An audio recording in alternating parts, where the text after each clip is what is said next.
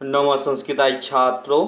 आज हम लोग संस्कृत पाठशाला में पाठ 4 संस्कृत साहित्य लेखिका के भाग 2 को लेकर आए हैं। छात्रों से आग्रह है कि वो अपने सामने पुस्तक, कलम और कॉपी को लेकर बैठ जाएं। सर्वप्रथम पहले हम लोग रीडिंग डालते हैं। कहता है वृहत आरण्यक उपनिषदि याज्ञवल्क्य पत्नी मैत्रेयी दार्शनिक रुचि मति वर्णिता याम याज्ञवल्क्य आत्मतत्त्वं शिक्षति। जनकस्य सभायां शास्त्र अर्थ कुशला गौर्गी वाचनवी तिष्ठति स्म। महाभारते अपि जीवन पर्यन्तं वेदांत अनुशील प्राय सुलभाया वर्णम लभ्यते। लौकिक संस्कृत साहित्ये प्रायेण 40 कवित्राणां षट्शतं पद्यानि स्फुटरूपेण इतः ततो लभन्ते। तासु विजयाङ्का प्रथम कल्पा वर्तते। सा च श्यामवर्णा आसीत् इति पद्येन अनेन स्फुटी भवति। अब हम लोग देख लेते हैं संधि विच्छेद यहाँ पर कितने कितने में। पहला यहाँ पे संधि विच्छेद आपका है और दूसरा जो संधि विच्छेद आपका दिखाई दे यहाँ पे है। तीसरा संधि विच्छेद जो है महाभारत प्लस अपी हो गया। उसके बाद चौथा संधि विच्छेद वेदांत अनुशीला हो गया। उसके बाद जो हो गया इत प्लस तत्व हो गया। श्याम वर्णा आसीत पदेन अना। इतना संधि विच्छेद है। हम लोग संधि विच्छेद को अब देखते हैं। देखिए पहला संधि विच्छेद ये था बृहद आरण्यक प्लस उपनिषदि शास्त्रम अर्थकुशला महाभारते प्लस अपि वेदांतम अनुशील प्रायः।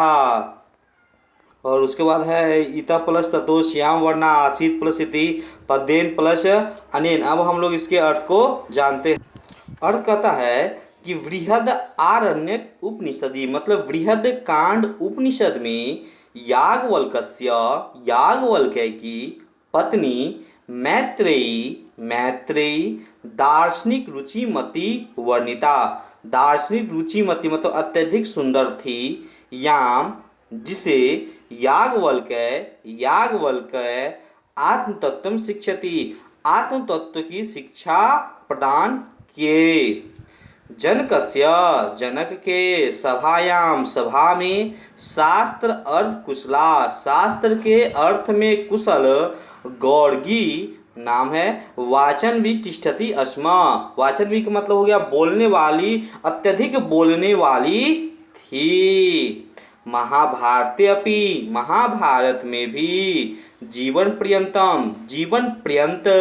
वेदांत अनुशील प्रायः वेदों का अनुशील प्राय सुलभाया सुलभ वर्णन लभ्यते प्राप्त होता है। अब एक बार हम लोग पूरा देख लेते हैं यहाँ से यहाँ तक। कहता है कि बृहद कांड उपनिषद में याज्ञवल्क्य की पत्नी मैत्रेयी दार्शनिक रुचिमती थी जिसे याज्ञवल्क्य आत्मतत्व की शिक्षा प्रदान की। जनक के सभा में शास्त्र के अर्थ में कुशल गौर्गी अत्यधिक बोलने वाली थी। महाभारत में भी जीवन पर्यंत वेदों का अनुशील प्राय सुलभ वर्णन प्राप्त होता है। अब हम लोग दूसरे स्टैंजा की बात करते हैं। कहता है लौकिक संस्कृत साहित्य में प्राय 40 कवित्राणां 40 कवित्रों के 60 मतलब 150 पद्यानि पद्य स्पष्ट रूप से इतः ततो इधर उधर लभन्ते प्राप्त होते हैं। तासु उनमें विजयांका प्रथम कल्पा वर्तते। प्रथम कल्पा मतलब प्रथम मानी जाती है। सा वह च और श्याम वर्णा आसीत श्याम वर्ण की थी। पद्येन अनेन अनेक पद स्फुटी भवती स्पष्ट रूप से प्राप्त होते हैं। कहता है कि लौकिक संस्कृत साहित्य में प्रायः 40 कवित्रियों के 150 पद्य इधर उधर स्पष्ट रूप से प्राप्त होते हैं। उनमें विजयांका प्रथम मानी जाती है।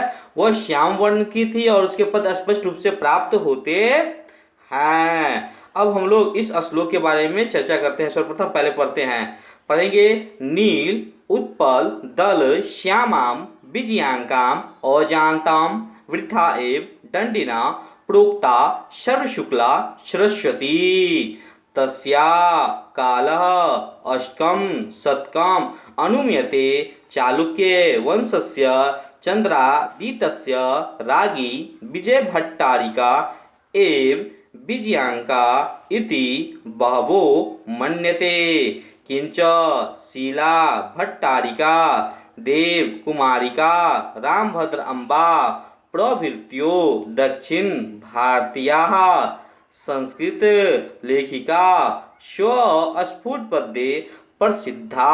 अब जहाँ जहाँ पर संधि विच्छेद है मैं वहाँ पर इंडिकेट कर देता हूँ। पहला यहाँ पर संधि विच्छेद है, दूसरा संधि विच्छेद यहाँ पर है, तीसरा संधि विच्छेद यहाँ पे है, चौथा संधि विच्छेद यहाँ पे है, उसके बाद विजय भट्टारिका प्लस एव। इस तरह से हम लोग संधि विच्छेद के बारे में चर्चा करते हैं।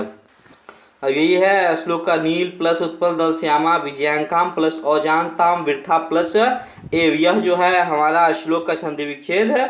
अब उसके अगले अष्टकम शतकम इति प्लस अनुमीयते, उसके बाद विजय भट्टारिका प्लस एव रामभद्र प्लस अम्बा। अब हम लोग इस श्लोक के बारे में चर्चा करते हैं। कहता है नील उत्पलम दल श्यामा, मतलब नीले कमल के समान श्यामल विजयांकाम अजानताम, विजयांका को कौन नहीं जानता है। पहला लाइन क्या हो गया कि नीले कमल के समान श्यामल विजयांका को कौन नहीं जानता है, वृथा ए बेकार ही दंडिना प्रोक्तम, दंडी महोदय के द्वारा सर्व शुक्ला सरस्वती, उसे सर्व शुक्ला सरस्वती कहा गया। तो कह सकते हैं कि नीले कमल के समान श्यामल विजयांका को कौन नहीं जानता है, बेकार ही दंडी महोदय के द्वारा उसे सर्व शुक्ला सरस्वती कहा गया है। उसके बाद कहता है कि तस्या कालम, वह काल अष्टकम शतकम अनुमीयते, 8वीं सदी का माना जाता है। चालुक्य वंशस्य, चालुक्य वंश की, चंद्रादित्य, चंद्रादित्य की रानी विजय भट्टारिका एवं विजय भट्टारिका को ही विजयांका, विजयांका इति ऐसा बहु मन्यते माना जाता है। किंच किंतु शीला भट्टारिका, शीला भट्टारिका देवकुमारिका, देवकुमारी रामभद्र अम्बा प्रभृत्यो इत्यादि दक्षिण भारतीय संस्कृत लेखिका, संस्कृत लेखिकाओं के स्वस्फुट पद्य, अपने पद्य प्रसिद्ध हैं। कहता है कि वह काल 8वीं सदी का माना जाता है। चालुक्य वंश की चंद्रादित्य की रानी विजय भट्टारिका को ही विजयांका माना जाता है, किंतु शीला भट्टारिका, देवकुमारिका, रामभद्रम्बा आदि दक्षिण भारतीय संस्कृत लेखिकाओं के पद्य क्या हैं, प्रसिद्ध हैं। छात्रों से आग्रह है, यदि इसे पढ़ने में किसी प्रकार की कोई कठिनाइयाँ यदि होती है तो आप कमेंट बॉक्स में कमेंट करें। सेशन अच्छा लगता है तो लाइक करें, सब्सक्राइब करें और शेयर करें। नमस्ते संस्कृताई साथियों, नमस्ते संस्कृताई।